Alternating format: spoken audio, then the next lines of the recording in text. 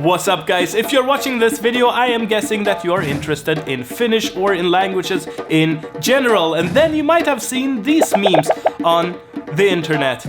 I have, and I wanted to talk to you about why they are kinda accurate, but also not very fair.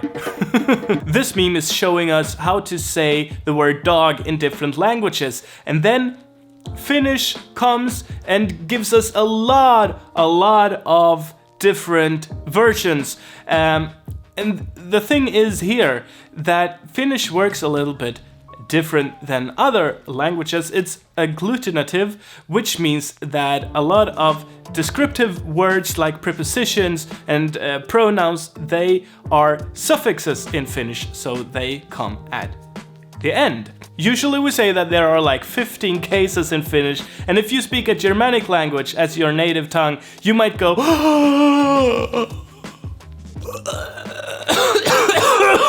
well, if you speak German, you are kinda familiar with cases. You have dative and accusative, but in Finnish we have a bunch of other cases.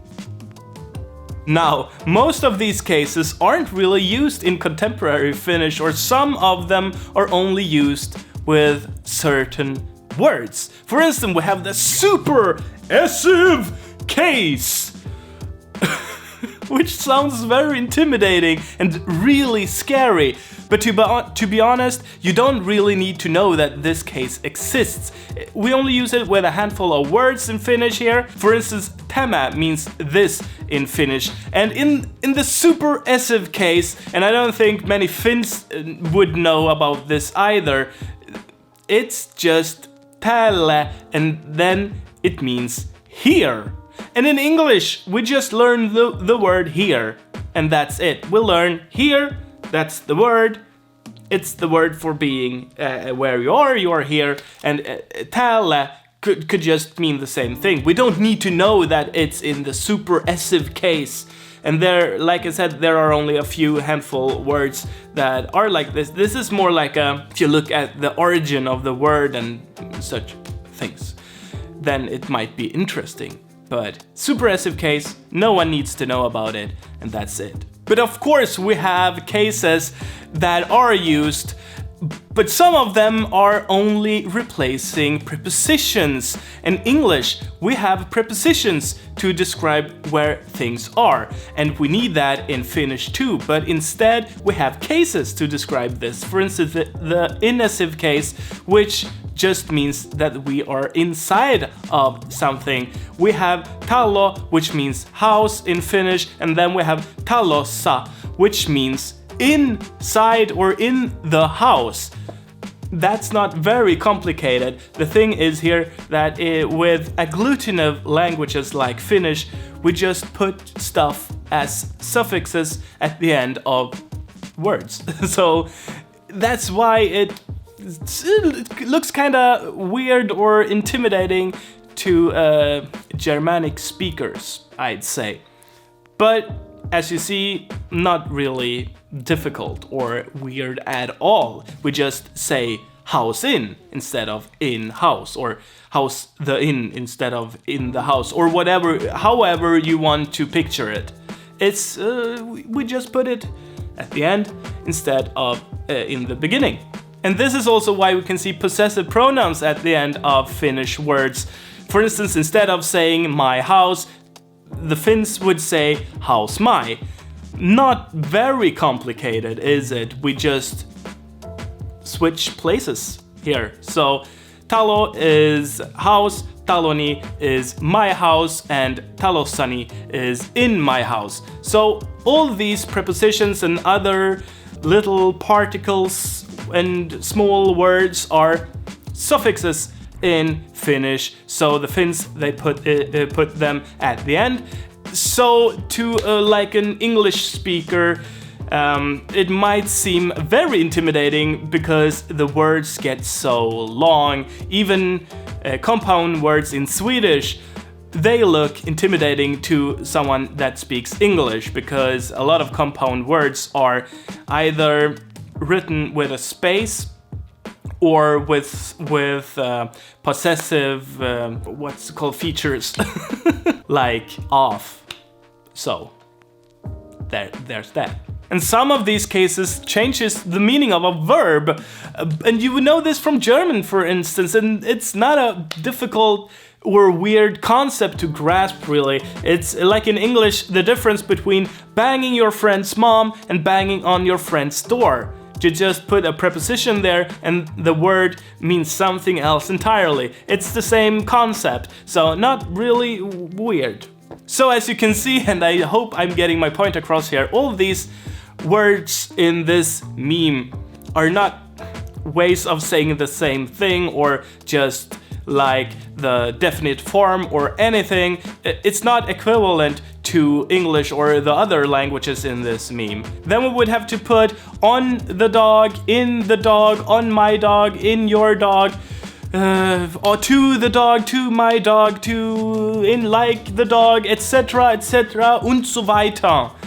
You see, Finns like to have long words that are really several words, that like the suffixes mean other stuff than the main word, etc.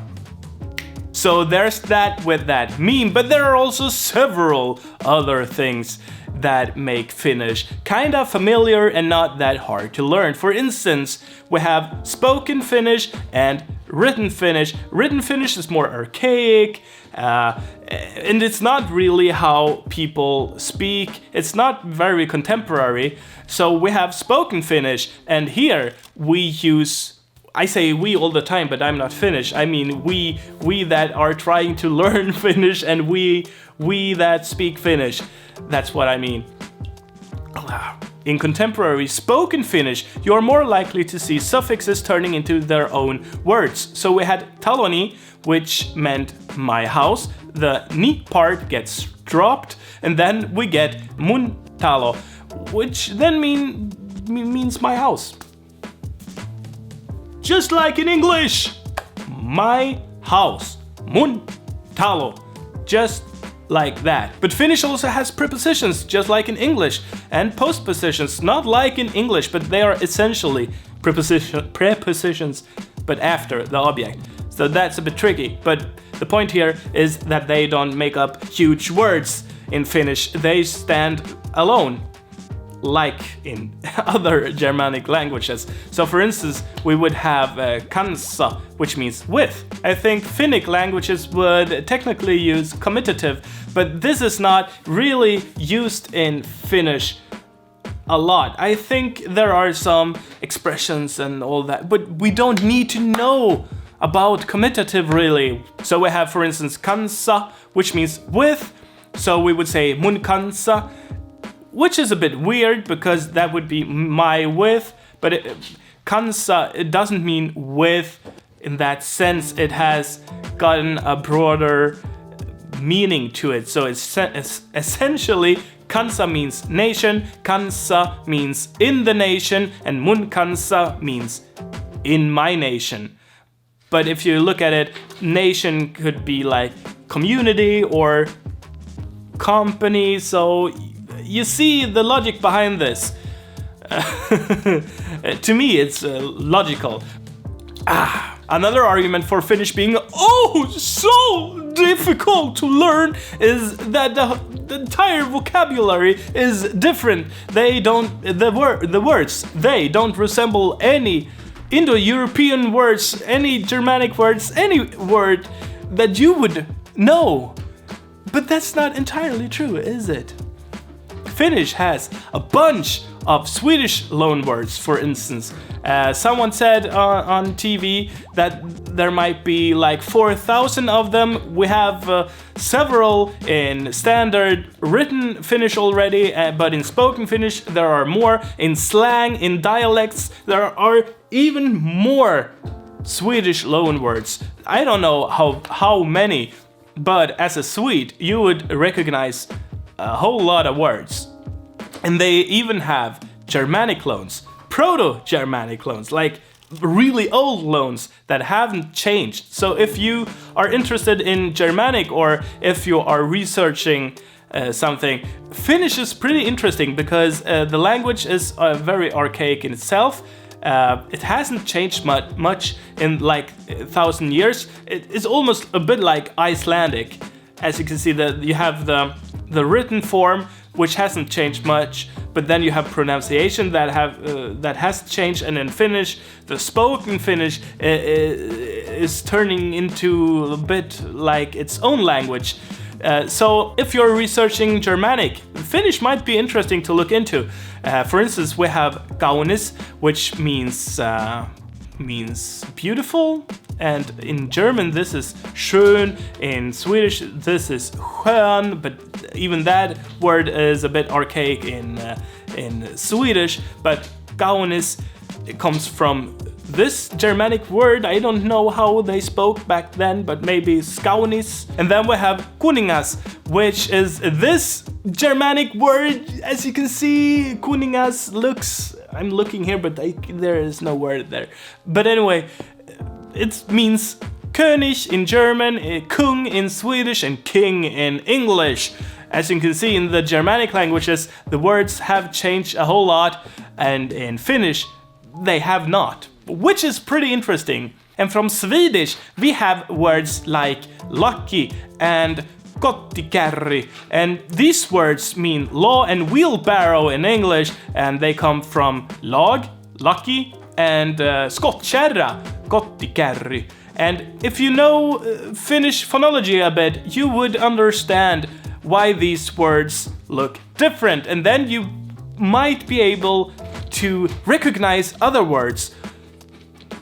Easy, yeah. And if you really want to learn Finnish, there aren't a whole lot of words to learn in the beginning. I mean, of course, there are words, but just like in Chinese, for instance, with their characters, if you learn radicals and like the tiny compounds of the characters, you might figure out what it means.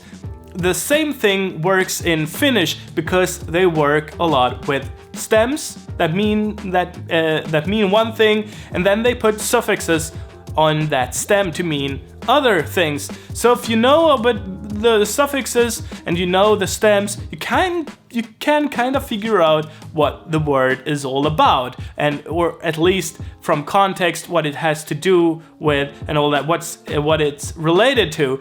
So that's also something that's pretty. It makes Finnish not too difficult. It's really a help to when you are learning Finnish. So that's 1 point for Finnish, I'd say. And to finally wrap this video up, I just want to talk about word order for one tiny little bit. This is gonna be a short segment. It's a bit fluid in Finnish, and it can change the meaning slightly or the feeling of the sentence, but essentially it's like in English. For instance, we have se on hyvä. Se, it, on, is, hyvä, good. That's it, se on hyvä. Alright, I hope this video can convince some of you to take a look at Finnish. It's not that difficult as people are saying, and we will see each other in my next video. Bye!